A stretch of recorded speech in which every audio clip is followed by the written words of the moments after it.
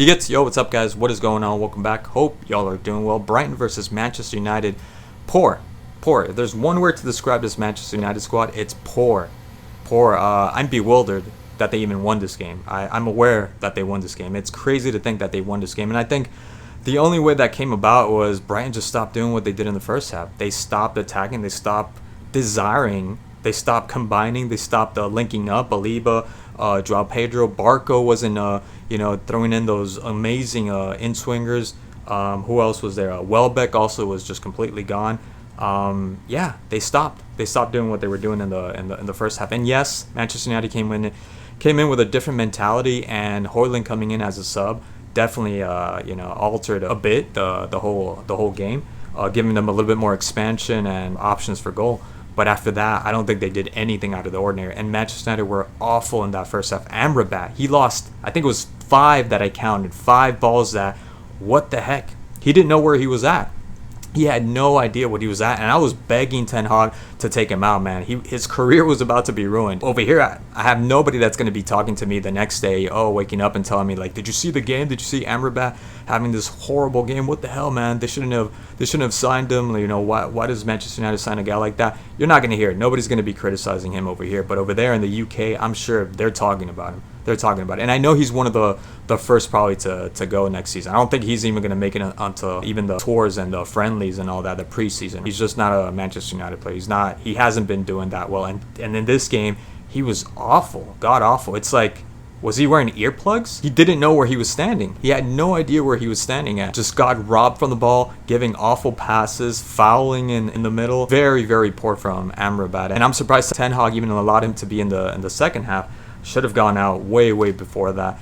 And then after that, very few attacks for Manchester United. The only one that had some attempts was Garnacho. The one that I can recall right now was Casemiro feeding him this ball right through the center. And he did well in controlling it, but after that, the shot was, I think he was out of balance or something. The shot wasn't that great of a shot. But that was it, an attempt here and there, and in the second half as well. But I think that was just unevenly matched with Motor, maybe, that was covering him. And they even said it like he's not, because I don't know much about Brighton or Motor for that matter. And you could see that he was just outmatched by Garnacho, because Garnacho isn't the kind of guy that's going to take Manchester United to the promised land. He's not going to do that. You saw against Crystal Palace, he was completely cancelled.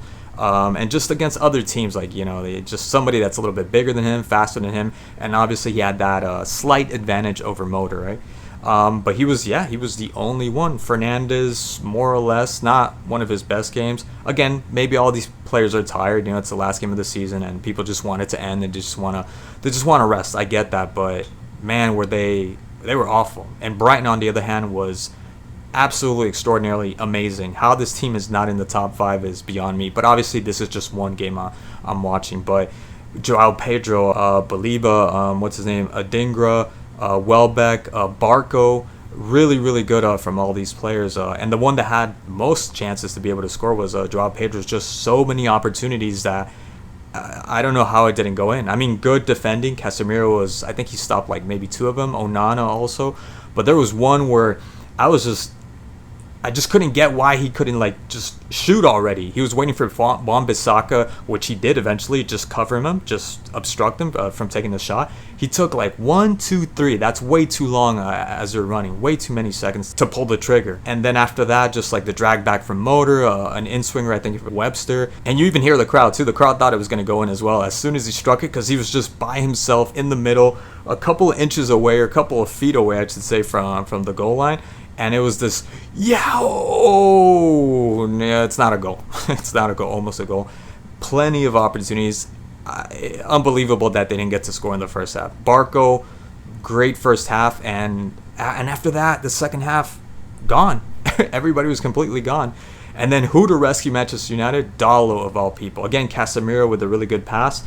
This time playing as a center back, because Johnny Evans came out. The really good pass, and Igor, I don't know, maybe just running and turning his back, really uncomfortable position, ends up hitting his arm and falls right in the path of Dalot. And the really good striker of a finish from Dalot, which I expect because he's a really good fullback, and I think he has capabilities to be able to finish. I've seen him before, and he has a really nice shot and just a good awareness of where the goal's at.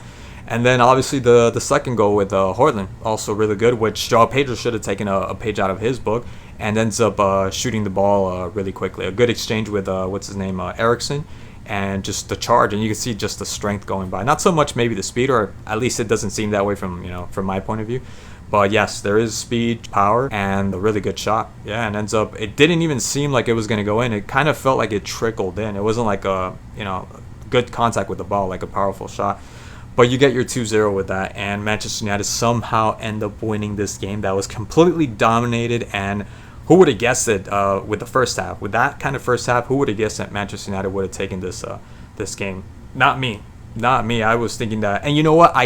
Not because I'm trying to be mean over here or trying to be a hater, but I really wish that they lost this game. Just because I know heads are rolling, there's new management, and there's been talks that, a lot of these players are going to go. But I feel that because of this win, they might loosen the reins a little bit. Like, no, maybe we'll keep this guy. No, maybe, we'll see what happens. They won this game and so on and so forth.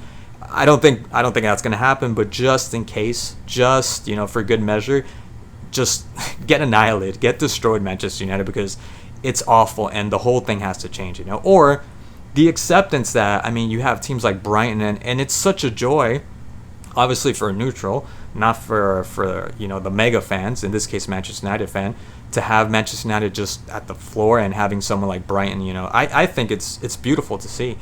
It's really nice to see these up and coming teams and the way they play, and just they're playing just like Manchester United used to play back in the day, especially that first half. I was thinking it looks like they swapped jerseys. That's Manchester United incognito, right? That can't be Brighton doing that to Manchester United, right? But Manchester United, like I've said, like many people have said, like they stopped being a big club a long time ago, and they're struggling. But I guess this is what it takes, this push. So they won. Brighton, really good game. Really, really good game from Brighton in that first half. And that's it. Anyways, that's all I want to talk about. Thank you so much as always for watching, and I'll see you guys in the next video. Peace.